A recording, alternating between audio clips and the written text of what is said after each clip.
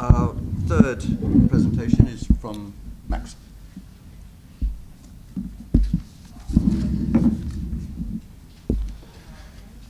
In a book by one of the leading Marxists of pre-colonial Tunisia, Khalifa Shatter, titled in English Dependence and Pre-Colonial Mutations, Shatter describes the attempt by Ahmed Bey to break free of Tunisia's dependence on agricultural commodity exports, with their externally determined prices and frequently deteriorating terms of trade. He describes an example of a factory for drapes in Taborba. Artisans handled the manual tasks well, but weaving looms and motors needed more complex techniques, for which the population was poorly prepared. Furthermore, much of the technology was imported, harming the country's balance of payments. A greater failure was one of scale. The markets were too small, and he failed to enlarge them. Crucially, he did not seek to modernize or build on existing technologies, the techniques which already existed in Tunisia. Instead, as Shatter notes, he opted for ex nihilo creations. He even introduced totally new industries, veritable enclaves at the heart of the traditional society. This early effort in Tunisia of seizing control of its own productive destiny failed amidst the failure of the enterprises. The funds for these failed projects came from an overtaxed agricultural base, which eventually cascaded into ruin, bankrupting the country and leading to its loss of economic sovereignty to the European powers. To use modern terms, the experience was an early and failed attempt in import substitution industrialization, and only later, in the 1950s, 60s, 70s, and 80s, did intellectuals and economists develop a theoretical account of what had been happening in Tunisia and how to arrest it. For the remainder of this presentation, I want to lay out, first, a vision of delinking, or auto-centered self-reliant development, and discuss it as one of the central dissenting visions for economic development in the global South, and especially Africa. Second, I will describe what theorists meant by this form of development, especially as it related to the agricultural sector. And then I will discuss the proposed techniques, methodologies, and research programs of a Tunisian economist named Salaheddine el Amami, who was the outstanding critic and researcher in Tunisia of alternative agricultural technologies before his death of cancer in 1985 at the age of 55. I will discuss their relationship to the delinking paradigm and how they were an explicit or implicit criticism of the central ideology of Tunisian developmentalism, which was a top-down form of imported technological modernity. Delinking was a concept born out of a system of thought which saw the North-South divide as elemental to global capitalism. It was structural, but was also constitutive. In this notion, the North developed because the South was denied development, stuck in dependent development. Each region and each country experienced a different form of incorporation, but the common thread was one of developmentally ambivalent middle layers in the non-core countries who steered various forms of state capitalism. That middle layer, in turn, often linked the country's destiny to exterior powers rather than building on the lower strata of the society. Delinking accounted for the strength of this class through its insertion into global power relationships. So only through delinking and a conditional and selective embrace of exterior capital and technological flows could global South states develop. In the words of Samir Amin, it did not mean autarky. It meant the organization of a system of criteria for the rationality of economic choices based on a law of value which has a national foundation and a popular content. A national foundation did not mean cutting off developing societies from the world. It meant, quoting again, submitting the external relations to the logic of an internal development that is independent from them. Mohamed Dowidar explains what this meant. It was a model of development meant to repattern internal production. First of all, eliminating the control of foreign capital, which consistently steered technological choices in its own interests. Second, eliminating luxury consumption, liberating the economic surplus from waste. With resources freed up, it would be possible to shift what Dowidar calls the production forces of society, conceived of as basically the labor force acting in a certain technological milieu. He was keen to sidestep seeing productive forces as merely a technological question, instead seeing them as the liberation of the creative power of the working people through increases in their standard of living, and then improving, quoting, the technical formation of the labor force and the increase in the quantity and quality of the means of production. In the agricultural sector, he saw that the objective would be to transform it into a branch of industry where science and technology could be applied. But he saw technology and science in specific ways, not as revolution from above, imported impositions. One departure was where he called for industry to mimic agriculture, emphasizing a search for substitutes for exhaustible, non-reproducible resources. Regarding technology, he insisted that this not be a process of replacement or of technology transfers. He saw technology as having a cyborg-like relationship with the labor force, noting the problem was that of the national labor force recovering a technological milieu, one within which it can not only assimilate but create new techniques. This was not a rejection of the old, but rather a call for institutional and pedagogical development of the human level of society. It was a call, quoting again, for the development of local techniques on the basis of effecting the appropriate selection of these techniques. Such a policy should aim at the development of local techniques on the basis of a historical study of the process of their social selection, which will be related by definition to the environment, in order to see whether they can be used as they are, with modification, or have to be further developed. This programmatic statement relied on the development of local expertise. In particular, given the centrality of place or of ecology, it highlights the need for independent agronomic and ecological expertise.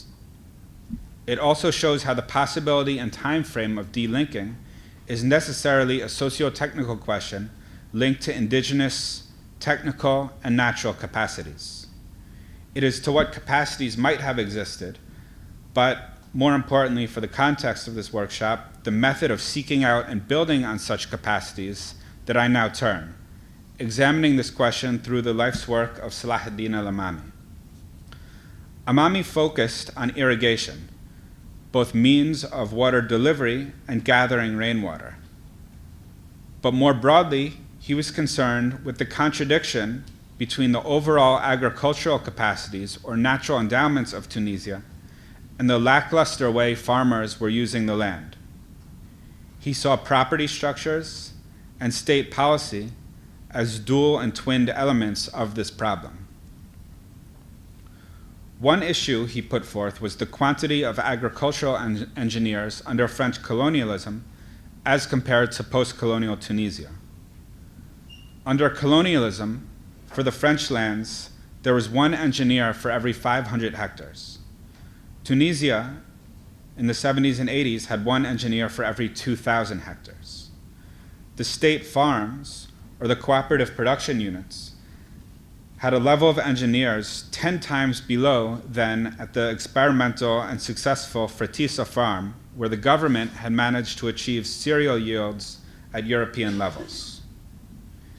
He noted that the private sector refused to manage the best lands properly or to make any use at all of local technical knowledge. At the state level, the National Agricultural Institute was producing civil engineers who managed dam construction, not agronomic engineers who did field expeditions. Meanwhile, the modern sector continued to rely on extensive production for profit rather than for production. The owners, most of whom were absentee, sought to invest minimal capital, and so they shied away from employing engineers. And this sector was 25% of Tunisia's arable land. His proposal was to put in place a contract in which the state paid engineers their salaries and they would receive a bonus based on profits from increased yields, with long-term 9 to 27-year contracts. As he saw it, this could achieve Tunisian food security, mobilize thousands of farmers, and for an investment from the state of 10 million Tunisian dinars per year, yield 50 million Tunisian dinars in savings on cereal imports. On smaller plots, he suggested enlisting 60,000 rural youth who had failed out of school and giving them technical training and techniques to move to a more intensive production method, improving overall production and damming the rural exodus. Here I want to pull out a couple of threads from this proposal. First is the question of abstraction versus field knowledge. As Amami knew, farms cannot be managed as a technical problem by engineers based in a metropolis, treating them as purely mechanical processes of production. Agriculture is an organic process, an interface between humans and the ecology. To maximize what that ecology can provide, humans require specialized knowledge to understand the ecology. Amami also understood that this would take time, hence the proposal for 9 to 27-year contracts. Learning a farm is a process and not an instant. Finally, there is a notion of delinking, of perceiving the exchange relationship of cereal purchase as an actual leakage of the country's wealth and taking steps to repattern internal production so as to keep value local, which also meant a rural-urban rebalancing.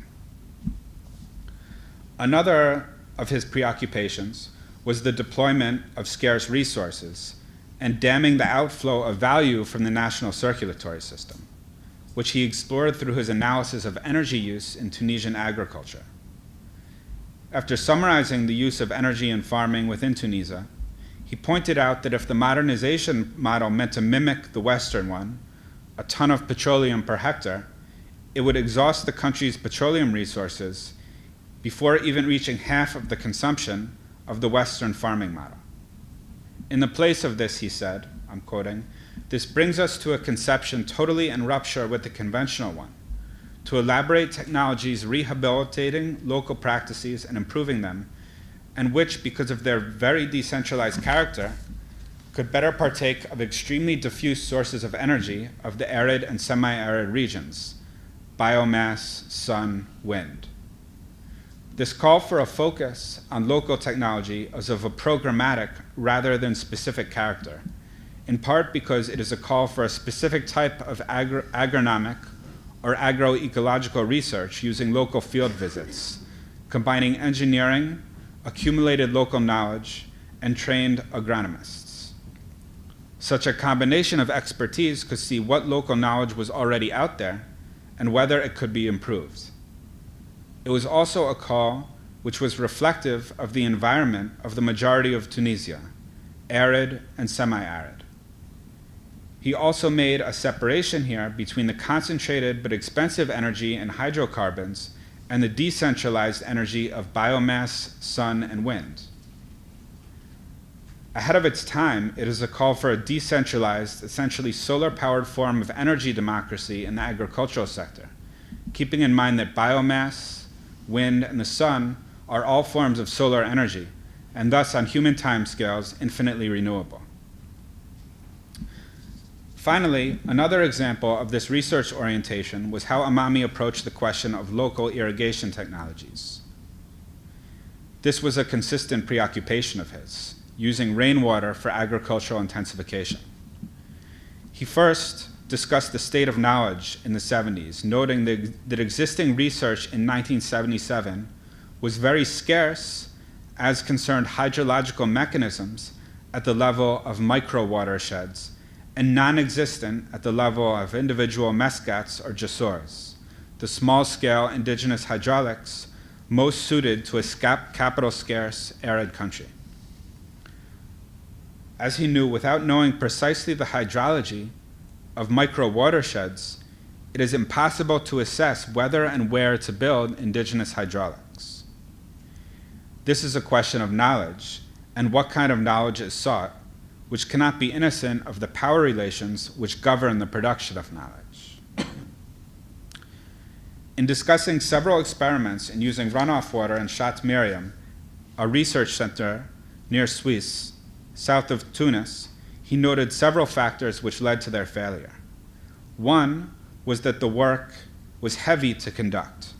It required and requires a local infrastructure for experimentation and monitoring, whereas the country's research establishments were centralized, creating an obstacle in front of any who might wish to have carried out local experiments.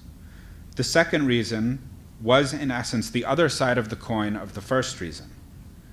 That was the decision to build grand hydraulics, which, I'm quoting, had engaged and polarized all energies towards work on major watersheds generally located in the north, thereby discrediting any intellectual efforts invested in small and insignificant hydraulic installations. Offices linked to the large public sector had themselves played a role in orienting research and interest towards large hydraulic installations, which of course were also pushed on Tunisia by the international institutions, especially the World Bank. Without this sort of research, it was difficult to know how to build appropriate input-output models which could examine the profitability and productivity of using these waters for irrigation. And so he raised up the critical need to find data on precipitation and hydrology in microbasins in order to establish when and where people could place indigenous hydraulics. In this same essay, he goes on to discuss how overexpansion of the olive plantations, which trace back to the colonial indigenous co-production of planting for profit of the late 1890s, had led to the overexpansion of olive planting onto the impluvium of the Muscat, which was its catchment area for rainwater.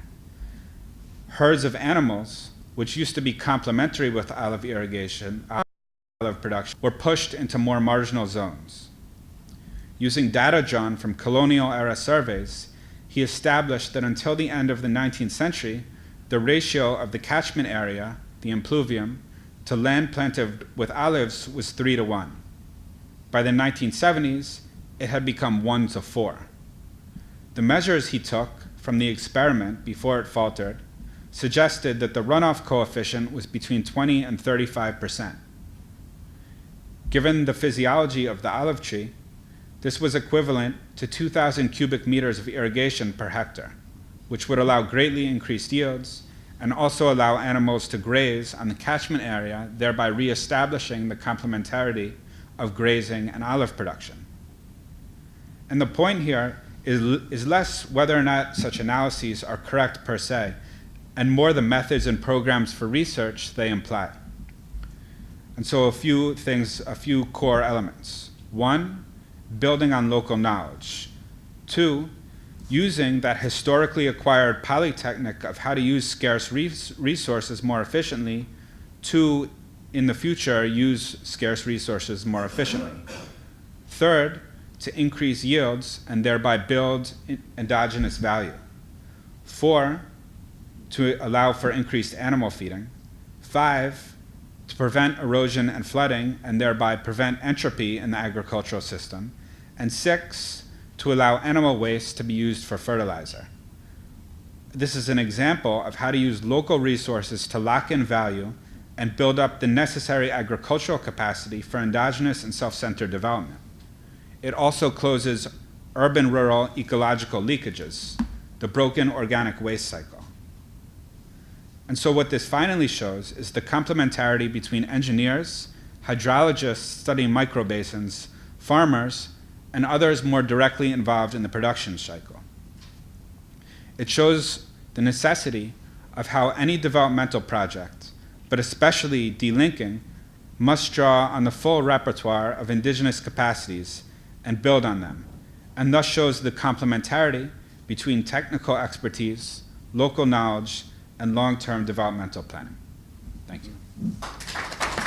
Funds for these failed projects came from an overtaxed agricultural base, which eventually cascaded into ruin, bankrupting the country and leading to its loss of economic sovereignty to the European powers.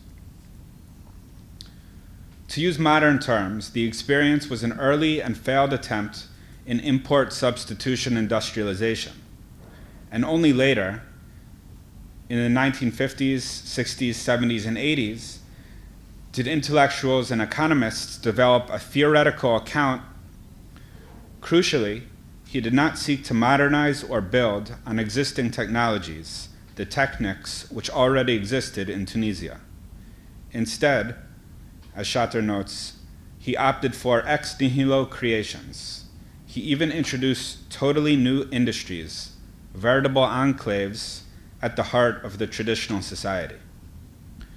This early effort in Tunisia of seizing control of its own productive destiny failed amidst the failure of the enterprises.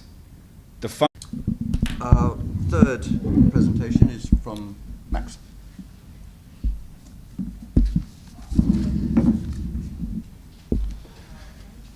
In a book by one of the leading Marxists of pre-colonial Tunisia, Khalifa Shatter, titled in English Dependence and Pre-Colonial Mutations, Shatter describes the attempt by Ahmed Bey to break free of Tunisia's dependence on agricultural commodity exports, with their externally determined prices and frequently of what had been happening in Tunisia and how to arrest it.